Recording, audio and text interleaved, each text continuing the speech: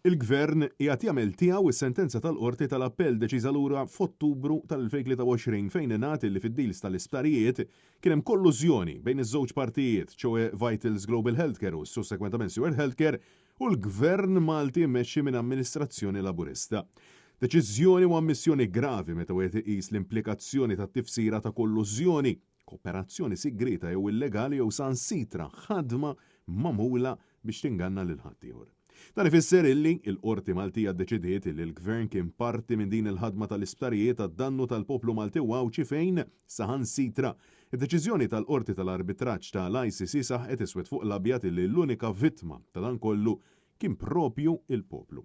It-tlieta filgħaxija Net News taqsal il-Prim Ministru Robert Abela dwar din il-kollużjoni Babela għal darb'oħra jagħmel tiegħu din id-deċiżjoni u jgħid illi ma jistax imerja. Il-Tribunal mexa ma dak li qalet il-Qorti tal-Appell fis-sede superjuri tagħha illi kien hemm il-kollużjoni. Ekku, il-kollużjoni kienet bejn żewġ partijiet. Dak bħala statement of fact. Qed naqblu li kien hemm kollużjoni u xek.